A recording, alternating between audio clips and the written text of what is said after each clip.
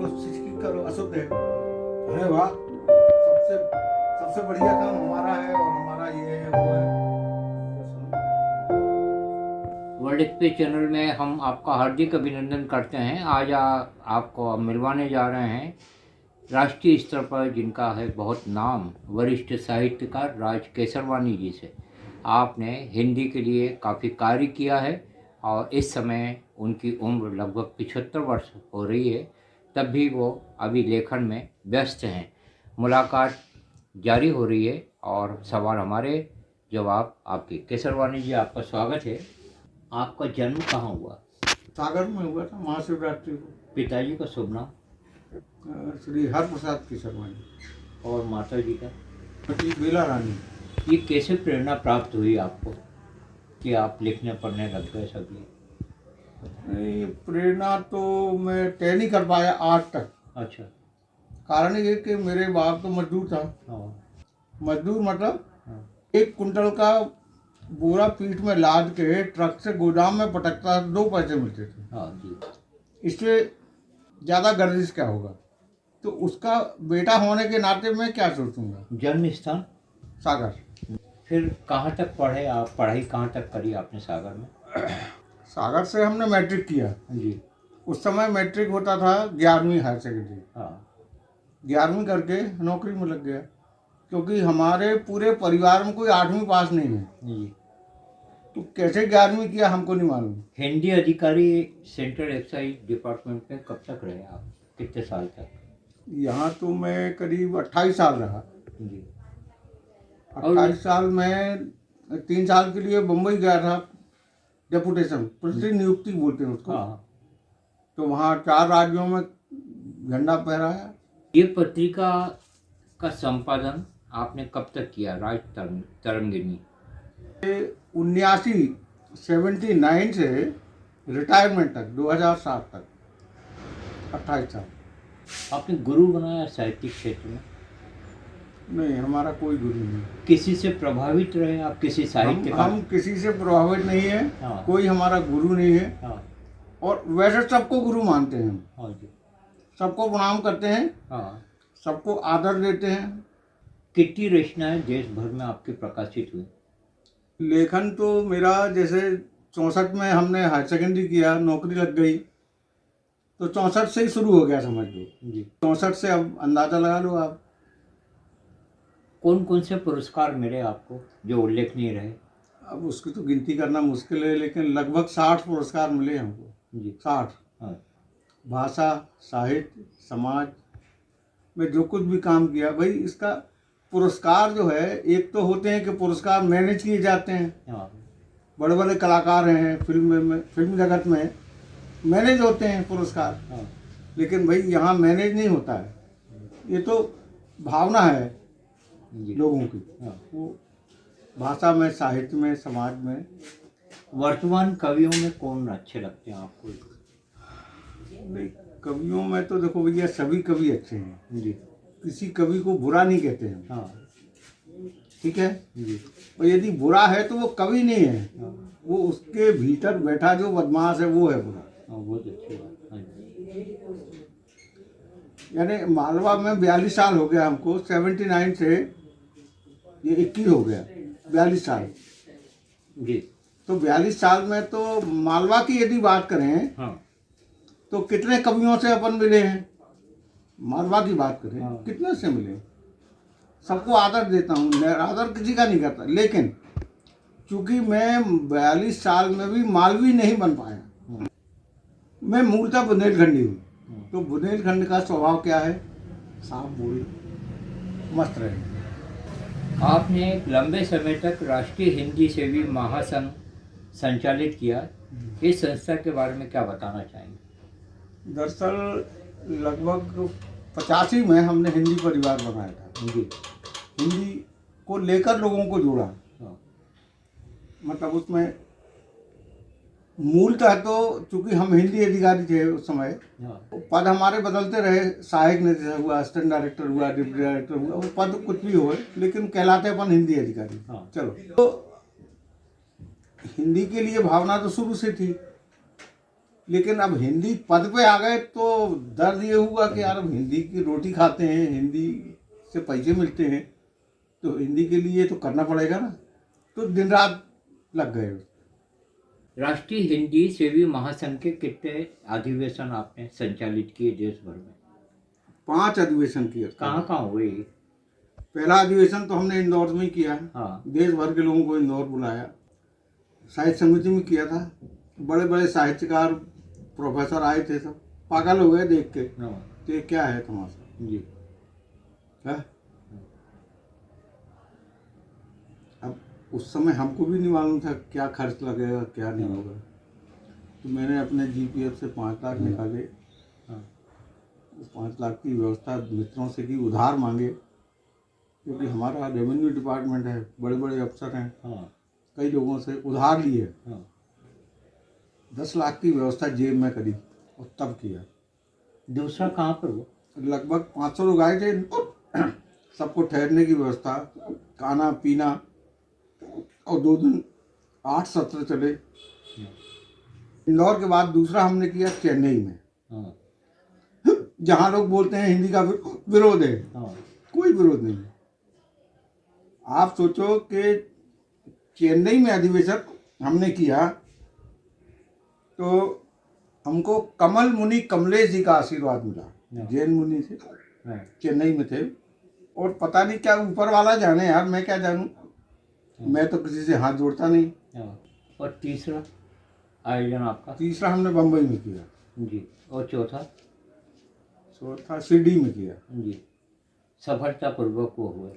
अरे शिरडी में वो जो स्थान है ना साईं बाबा का, हाँ वहाँ किया भाई। जी। वहाँ 50 कमरे हमारे लिए भाई, हाँ जहाँ दुनिया भर के लोग आ रहे हैं। तो मैं साफ बात करूं, जबलपुर हमारा स्वर्ण काल है। हाँ अब हम 75 के हो रहे हैं, करीब 68 से लेकर 79, 68 से 79 कितने साल हो गए?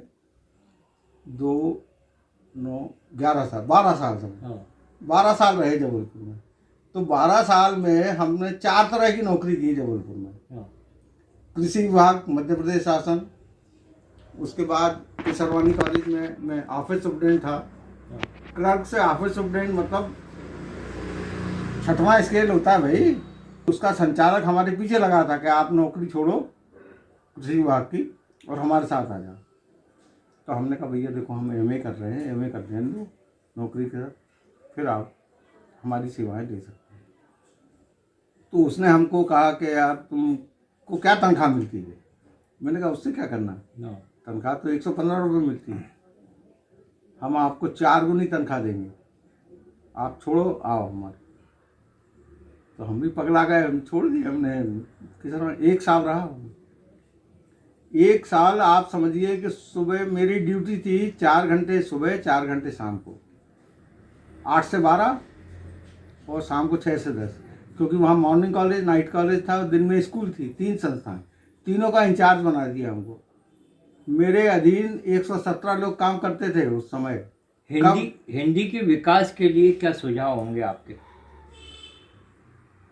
हिंदी से आप जुड़े रहे हैं, तो हिंदी के बहुत लिए अच्छा कार्य किया है आपने। ऐसा है, भाषा के क्षेत्र में काम तो बहुत हैं, असंख्य। हाँ जी, असंख्य। हाँ लेकिन जो सबसे बड़ा काम हम मानते हैं, भाषा सुधार।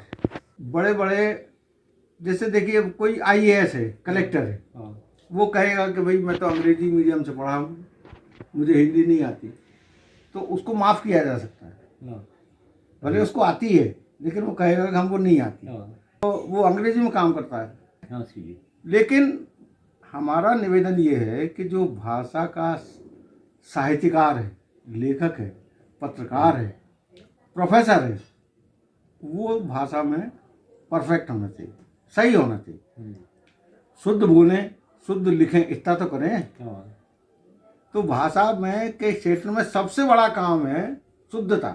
हाँ शुद्धता। जी। मैं आपको बताऊं कि बड़े बड़े साहित्यकार गलतियां करते हैं, बड़े बड़े लेखक। इंदौर का हम उदाहरण आपको दें, जहाँ जब भी साहित्यकारों, पत्रकारों में विवाद होता था किसी शब्द को, भाषा को लेकर, तो वही आपस में तय करते थे कि नहीं यार इसका फैसला तो किशोरवानी करेंगे। मेरे पास बहुत फोन आते थे, वो तुम्हारे चंद्रसेन विराट पहलवान कवि, वो तो मेरे को जब देखो तब फोन करते थे, अरे यार ये इस पे बहस हो रही है यार, इसका क्या है। इससे आप समझ गए ना, सही। भाषा की शुद्धता पहली जरूरत है। आपको 2 उदाहरण दूंगा मैं, सिर्फ 2, ज्यादा नहीं। पूरा हिंदुस्तानी जो है विद्यालय बोलता है, विद्यालय नहीं है, वो क्या है, विद्यालय। आधे दा में या है, आधे धा में या नहीं है, विद्यालय। तो ये अशुद्धि लाखों लोग करते हैं, ठीक है। दूसरा एक शब्द है दवाइयाँ। हिंदुस्तान में करोड़ों दवाई की दुकानें हैं, करोड़ों, लेकिन किसी भी दुकान का बोर्ड शुद्ध नहीं है। करोड़ों, ये छोटी बात है क्या? क्या लिखा रहता है? दवाई बड़ी ई, बड़ी या में आके मात्रा होती, बड़ी ई। तो दवाइयाँ में बड़ी ई नहीं होती, छोटी ई होती, क्योंकि कोई भी भाषा व्याकरण से चलती है। संस्कृत की व्याकरण अलग है, अंग्रेजी की अलग है, हिंदी की अलग है, व्याकरण से चलती है। तो उसमें नियम है कि जब कोई शब्द बहुवचन होता है तो ई छोटी हो जाती है। दवाइयाँ, मिठाइयाँ, इसमें ई छोटी। लेकिन आप कहीं मेरे को ई छोटी दिखा दो, ये बहुत सामान्य बात है। ये तो एक छोटा सा उदाहरण है, ऐसी अशुद्धियाँ बहुत होती हैं, बहुत। तो हिंदी का प्रचार करना तो हिंदी सेवा का अंग है, उसके लिए संघर्ष बहुत करना पड़ता है। मैं तो भैया सेंट्रल एक्साइज रेवेन्यू डिपार्टमेंट है, यहाँ तो मेरा झगड़ा होता था यार, आपको बताएं।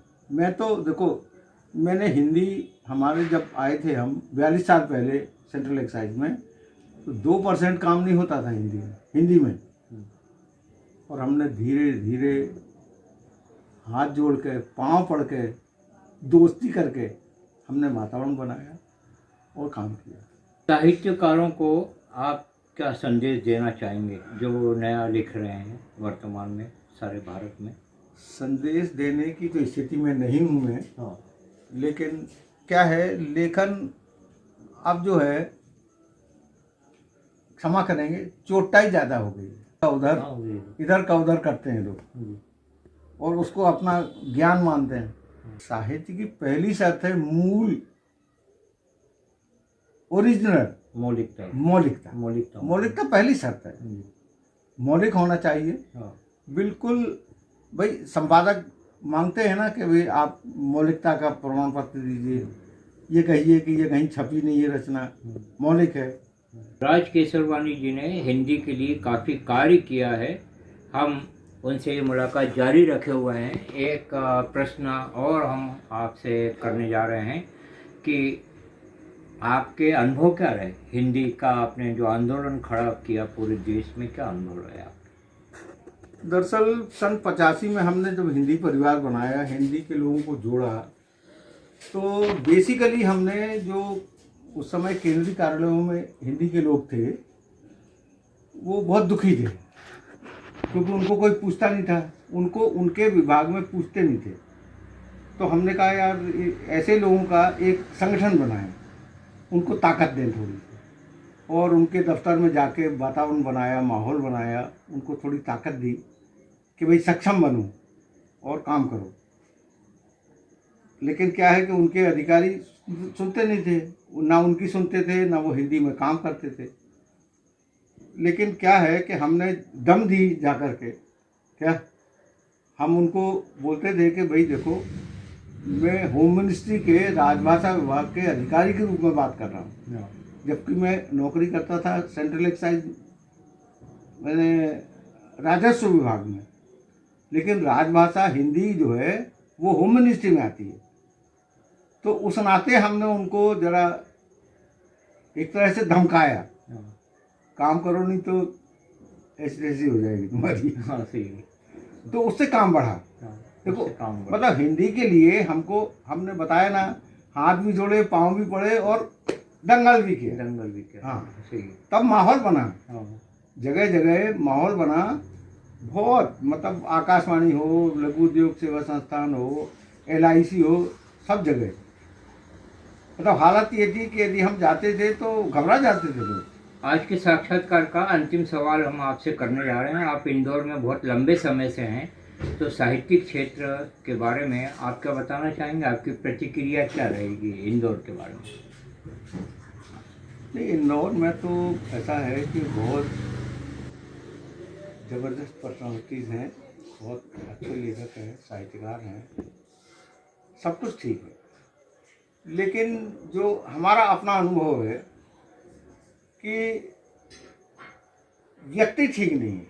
वो साहित्यकार, पत्रकार अच्छे बने, बढ़िया बने सब, लेकिन भीतर जो उनकी प्रवृत्ति है वो ठीक नहीं है। मतलब ना तो भावना है, और बस अपने आप को पहलवान घोषित कर देते हैं। क्या सरोज कुमार उनमें से एक हैं, वो तो आपको बताया हमने। हाँ, ऐसे ऐसे बहुत से लोग हैं, ऐसे ही। बहुत से लोग हैं। हाँ, भाई चंद्रकांत देवताले बहुत बड़े साहित्यकार थे, हाँ, नहीं रहे। हाँ, उनके घर में बैठे थे, हाँ, तो उनको हमने हड़काया। हाँ, मैंने कहा यार, आप तो राष्ट्रीय स्तर के कवि हो, हाँ, आप तो एक बात जरा सी हमें बताओ कि आपने किस कवि को प्रोत्साहित किया, हाँ, आपने किसको हाथ लगाया, हाँ, आप समझ रहे हैं? हाँ, तो बोल नहीं पाए वो।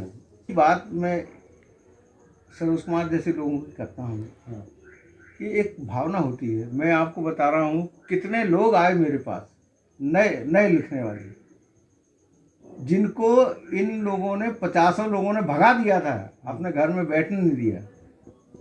हमने उनको सहायता की, उनको प्यार मोहब्बत दी और उनका मान बढ़ाया। ये बड़ी बात है, मतलब ये छोटी बात नहीं है। आपकी अमूल्य प्रतिक्रियाओं का स्वागत है। इस वैचारिक साक्षात्कार में निष्पक्ष रूप से अपने विचार व्यक्त साहसिक ढंग से किए हैं राज केसरवानी जी ने। आप अभी भी दमखम के साथ में लिख रहे हैं और बहुत जल्दी आपकी आत्मकथा पर एक किताब भी प्रकाशित होने वाली है। प्रभु से हम यही प्रार्थना करते हैं कि आप चिरायु हों और इसी तरह से हिंदी के प्रति कार्य करते रहें और साहित्य के प्रति समर्पित भाव से आपका लेखन जारी रहे। बताइए आपको यह साक्षात्कार कैसा लगा? धन्यवाद। जय भारत।